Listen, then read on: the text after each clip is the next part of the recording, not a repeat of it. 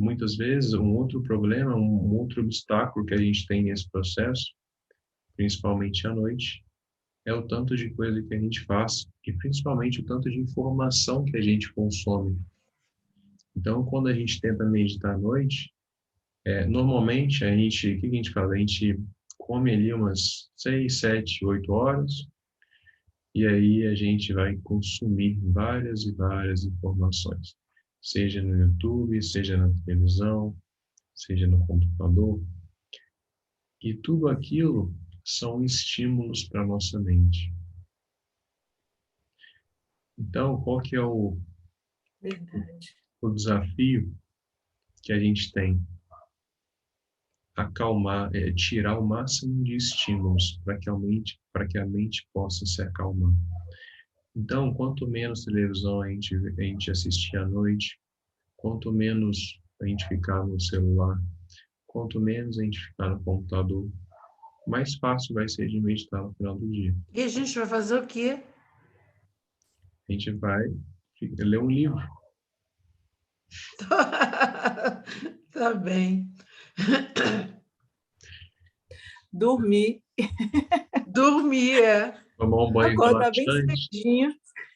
tomar um banho relaxante, ler um Exatamente. livro, apagar as luzes e ficar sentado na cama sentindo esse estado de presença. Isso é uma coisa que parece tão longe, né?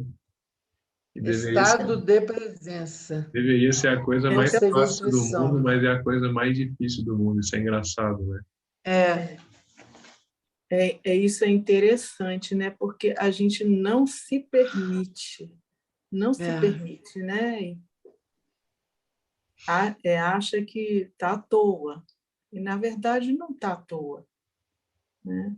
A gente tá fazendo um bem a gente mesmo, ao nosso organismo, né? A nossa mente.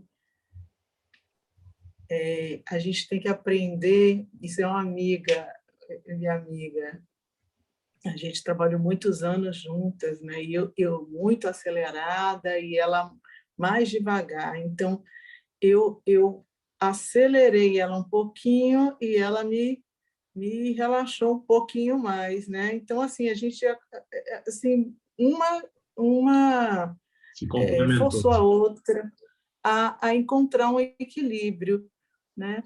E a gente conversava muito sobre isso, né? E ela disse: "Poxa, a gente não se permite deitar na rede e ficar de perna para cima, sem fazer nada, sem, né? E isso é tão Mas a gente começa e começa a importante. pensar, né? Eu É, deito numa rede maravilhosa, com um passarinho cantando, mas não adianta, porque os pensamentos te atacam. Você é atacada assim, por uma nuvem, uma rajada de pensamentos por um minuto. Uma coisa horrorosa. verdade. É exatamente isso. A nossa mente, ela está muito condicionada a estímulos. Eu me preocupo muito quando eu vejo, hoje em dia isso é perfeitamente normal, né? Mas quando eu vejo as famílias que têm um filho pequenininho e simplesmente entregam o iPad na mão do menino e delega a, o cuidado para o iPad, e aquilo ali é uma bomba de estímulo. Então, se a gente que é adulto não consegue lidar com isso, a gente busca estímulo o tempo todo, imagina uma criança que está em desenvolvimento. Então, a gente tem que tomar cuidado, porque a nossa mente ela está simplesmente viciada em estímulos. Então, a gente não consegue fazer nada sem ter um raciocínio sobre alguma coisa correndo, sem formar nenhuma opinião sobre alguma coisa. A gente não consegue ficar em paz, né? Tem uma, tem uma prática que eu aprendi no monastério também, lá no monastério budista no Nepal, que ela chama a prática o nome dela em inglês é Do Nothing Technique, a técnica de não fazer nada. A única coisa que você tem que fazer é não fazer nada.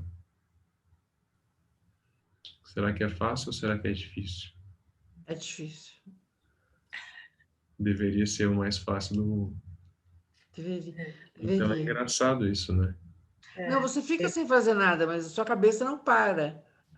Você fica no seu corpo sem fazer nada. Justamente.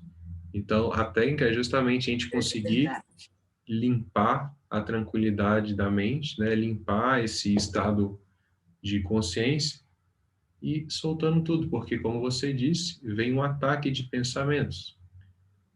Então, a grande habilidade da pessoa que consegue performar essa técnica é o quê? Ela conseguir lidar com a realidade interna dela, onde tem um tanto de pensamento atacando constantemente. Mas, como eu disse, a gente consegue proativamente fazer algumas coisas, como, por exemplo, diminuir o nível de estímulos mentais que a gente coloca para a gente mesmo, principalmente à noite, né? O ser humano, ao longo da sua evolução, o que é natural? O que acontece na natureza? Um passarinho, por exemplo, qualquer animal, quando o sol nasce, ele acorda, o dia começa. Quando o sol se põe, o dia termina, ele vai dormir. E a gente faz parte da natureza também.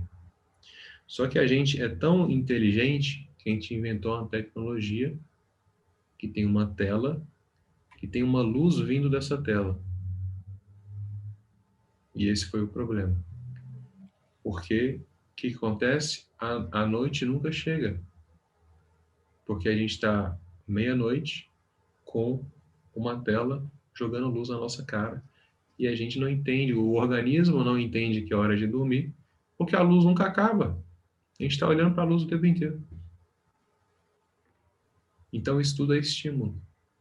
Então, a gente conseguir gerenciar a nossa rotina de um jeito que a gente começa, pelo menos, a estar mais consciente disso, pelo menos beleza, se você tem que ver alguma coisa, você consegue controlar a luminosidade da sua tela.